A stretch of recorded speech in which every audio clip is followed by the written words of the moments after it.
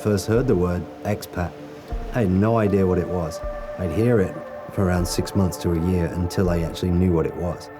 It didn't make sense to me. I was just somebody who'd left home to work abroad. I remember leaving my mum's house, and I had 200 records and just a small bag of clothes. And I remember stepping out of the front door and thinking, well, here goes. I don't know what I'm doing. And I looked back at my mum and was like, see you later. And I just went. And it was more when we were on the motorway to drive towards Manchester Airport.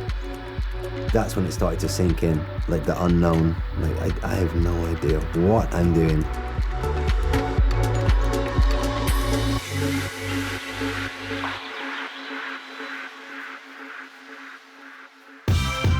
I was born in Blackpool in the UK, northwest coast, seaside town. You know, I grew up there, went to school there, went to college there. Didn't really have plans for a career there. Didn't plan to be a DJ or in music at all. I think at college I did paint spraying and panel beating for cars. I wanted to work with cars. I always loved cars, sports cars. And I had 2 Ministry of Sound CDs, compilations, with Judge Strules, Pete Tong, Boy George. And I just used to listen to them over and over and over and over again. And then one day I thought, I want to get into this. You know, I was a bit lost career-wise and thought, I'm going to be a DJ. And that was it. I had to move out of my flat at the time. I moved into my grandparents' house. So instead of paying rent, I could afford to buy records. I'd sit and just practice every single day. Until I got pretty good at it. And then started giving out tapes to clubs in town, and then one day one of them called, which I was lucky enough, it was like the best and biggest club in the town that called me, and I started doing the lights and being the opening DJ. And the main DJ, he'd always be at the bar drinking and hanging out with people, so I was playing more and more.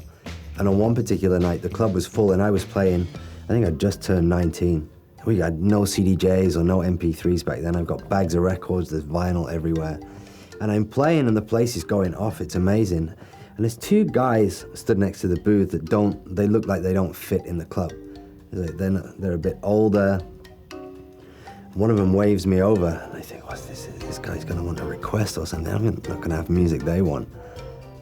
And they said, we're gonna open a club in Bangkok in 6 months with Ministry. You know, keep in touch with us. We're going to come back and see you. We really like what you do. Fast forward 6 months, it comes to early December, and sure enough, the phone rings when I'm at home. But he said, hey, it's Peter, the guy from Ministry in Bangkok. Are you still interested? I was like, holy shit, this guy's legit. He said, right, get ready, and you're gonna fly in a week to Bangkok. I don't know what I'm doing. I'd never been abroad before. I had no idea what I was doing. I didn't know where Bangkok was, where Thailand was. So I go and get this visa. He calls me the day after. Did you get your visa? Yeah, I got the visa. Non-immigrant, B. Right. You're obviously serious about this. Well, the chaos in Arrivals, when I came out of Arrivals, it's the first time. Very disorganized, people everywhere, didn't know what to do. You panic at first, because you think, you know, my phone doesn't work anymore. So I arrive, and even all the way there on the flight, you're thinking, they've told me someone is going to be there. They better be there. I know who I'm looking for, but you know, what if they're not there? I'm on the other side of the world. I don't know anyone. I don't speak the language. I have no idea. So there was a bit of fear there, but when I arrive and you see that familiar face, that's great. And then we got in a taxi, stinky old taxi, and that's the first bit of culture. Thai music on the radio, brilliant. It was the best. And that's where it all began. One thing I knew about Bangkok was it was a big city, and I grew up in a seaside town. And I'd always wanted to live in like a metropolis, like a New York or a Bangkok or something. You know, stuff you see on the movies. So I think I was going for that. And sure enough, when I got there, that's what I got. But the first thing you see is you're taken into like the cliche, the girly bars there, and I've never seen anything like it. And that was culture shock, to say the least, but fun. To summarize Bangkok, I'd say I was there for a year and a half. The club was great, but it was a bit of a disruptor in the town. You know, there were a lot of clubs and venues there already. It got really scary. And one day in particular, we had a VIP elevator. You had the main entrance to the club, but there's a VIP elevator that took you up to a sky bar balcony that circled around. The army and the police had turned up, and we were DJing, and they surrounded the balcony, all armed. So they said to me, listen, go back to the UK for 6 months. I always blank that bit out of the story because I just kind of sat doing nothing in the UK for 6 months, waiting for the same call to come for Taiwan. It was in the bank, I knew it was coming. And then sure enough, the phone rang again, and I flew to Taiwan.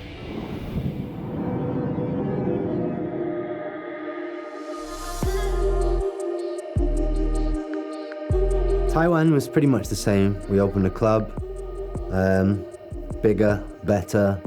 Again, it was the first time I traveled there. I had no idea what to expect. I did a year and a half in Bangkok, and I've learned Thai culture, new foods, things I'd never experienced. And then it was the same again going on to Taipei, which is completely different. I mean, that was over 2.5 years. I was there for a long time.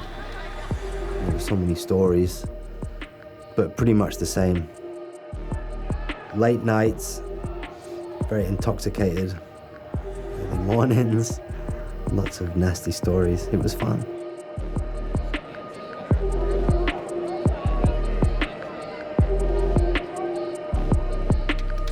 And Asia seemed to be like a detour, like on the side. So while I was in Taiwan, I said to my boss, I really want to live in Australia. Have you got any contacts there? And he said, listen, you can't get in there as just a DJ. You need a degree. And it just so happened I could do an audio engineering diploma and degree at SAE, School of Audio Engineering in Singapore. And then I moved to Singapore and I started at SAE doing my audio engineering diploma. Everyone that's into nightclubs and music was talking about this ministry club that was opening, even in my audio engineering school. And I had the renders on my laptop. And I started showing people in my class, like, everyone's talking about ministry. I said, hey, no bullshit, I'm gonna be like one of the resident DJs there. Here are the renders, this is what it looks like in the club. And I was like, wow. Yeah, doing classes in the day was, even though I enjoyed it, it was becoming very tricky because once the club opened, it was okay at first, I could balance it, but I'd be DJing in the main room until 3 or 4 in the morning, you know, mid-20s, enjoying myself, drinking, and then I'd roll into class at 9 or 10 in the morning. Yeah, it didn't go well, and I actually, halfway through the degree course, I actually dropped out. I was in Singapore from October 2005 until I finished working with the club in January. Let's say we parted ways. It didn't go well in the end. But I still had strong connections and friends in Singapore, so I stayed there for a while. I was in love with the city, so I stayed there for another 6 months, and that's when I decided it was time to move on, but I didn't know where to go. I definitely wasn't going to move back to the UK. I think that's one of the downsides of living abroad. You kind of lose your roots of where you're from, and if you've been away for so long, maybe 2 years, there's a good chance that you'll probably return home. But once you break past like 3 or 4 years, you get used to being away and you get a taste for it. So I pulled in my contacts and decided to put my own tour together. Oh, it wasn't any famous DJ or anything. This is just off the back of being a resident DJ for a good brand in Singapore. The club was well known. The last gig was in Seoul, and my friend said, why don't you stay for a week after your gig? You can have my apartment because I'm going on holiday to Bali. So my friend arrives and he's there for the opening night of this beach club. He meets the owner and says, hey, I've got a DJ hanging out in Seoul right now. He was the resident for such and such in Singapore, Taipei, and Bangkok. You know, why don't you give him a gig? He's really good. You know, I think he'll go well here. So like, sure, why not? Let's bring him down next weekend. So I arrived here. There was no one here to pick me up. I waited an hour at the airport, still nobody there. I had one phone number, and I called one of the owners, and they said, just get in a taxi and go to Ocean Beach Club in Kuta. It's a really nice place, big place, great food. I eat, and then I do my set. It's a lot of fun. And then I go back, pretty much the same the next day, but I have dinner with this other guy, and while we're sat together, he says, you see the guy that's playing now over my shoulder? I'm gonna fire him next week. Like, oh shit, I can see what's coming. I really like what you played last night. Would you be interested in staying and being a resident DJ? So he thinks I'm this touring, successful DJ. He doesn't know at the time I'm out on my luck. I've got nothing. I've got my savings in Singapore. So I say, let me sleep on it and I'll decide tomorrow. Whereas inside, I'm like, this is it. Magically, the next chapter has just presented itself, and this is what it's gonna be, Bali.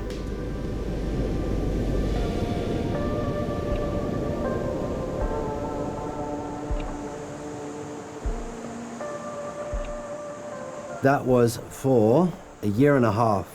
What became the end of that was I found out that I could actually go into Australia as a Brit with a working holiday visa.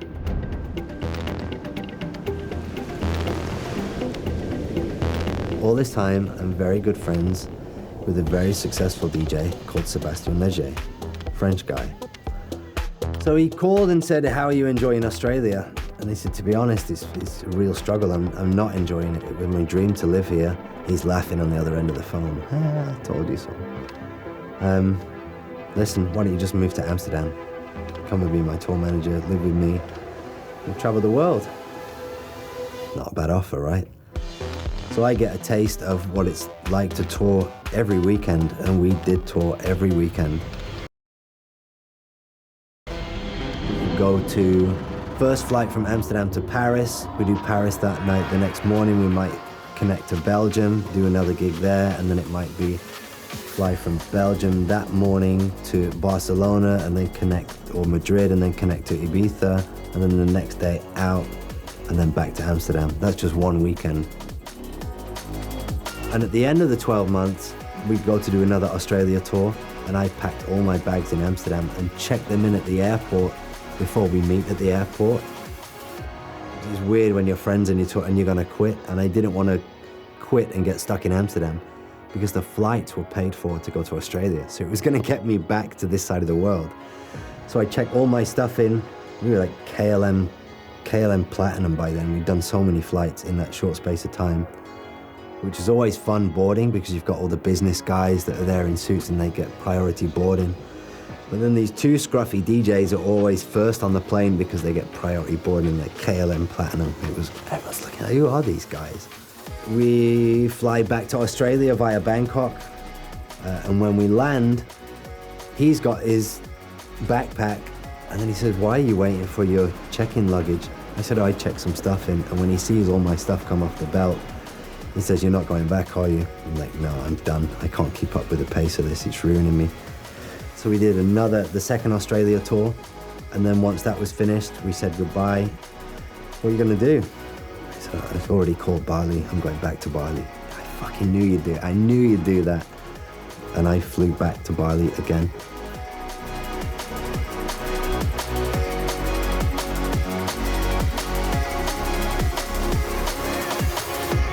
My official job title is I'm the music curator at the W Bali in Seminyak. I'm also the music director for W Hotels Asia Pacific, and I'm also a music producer, audio engineer. And I'm gradually moving into audio post-production for TV and film. A typical day in Bali for me now is I probably wake up at 6 a.m. next to my wife and my kid and my dog. All the things that a rock and roll DJ doesn't have. Maybe walk the dog.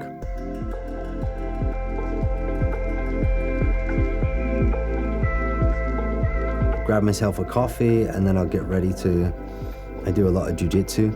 So I'll go and train jiu-jitsu at 7:30 in the morning. That'll run until 9. Then go home. I'm studying at the minute for audio for film and TV, so I'll maybe do a few hours of coursework. or I have a second job with a UK company. I do music curation for them online.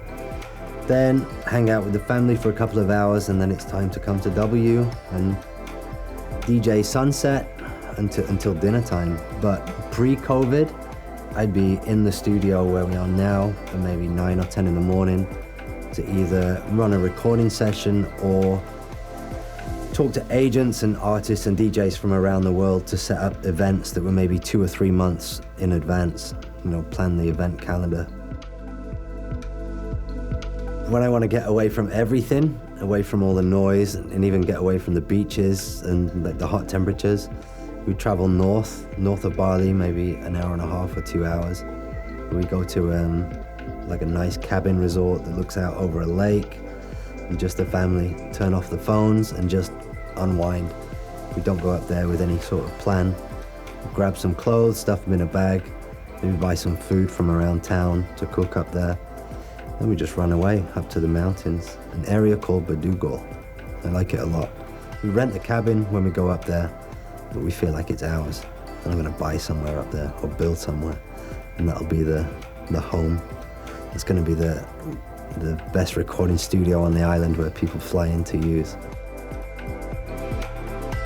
Yeah, people say you should travel and immerse yourself in, different cultures, different societies, to grow personally, outside of what you only know in your hometown or your home city. You get culture shocks along the way, but you learn to embrace the cultures and you will grow as a person. I think a lot of the opportunities present themselves if you put yourself in those situations, which comes back to network. If you don't build that network deliberately or by accident, then those opportunities aren't going to present themselves. I think people know what they're going into these days. I know that if I'm going to travel to a remote part of Brazil or go to somewhere in Japan, you're going to look it up on YouTube and find someone that's already been there, so you've pretty much got a guide ahead of time. And I think people that are traveling these days, or people that are going to be expats or go and be a digital nomad, they kind of know what they're going into already. There's a lot more information out there. That even though you can get all that information ahead of time, it can still be quite daunting to leave behind like the comforts of being at home.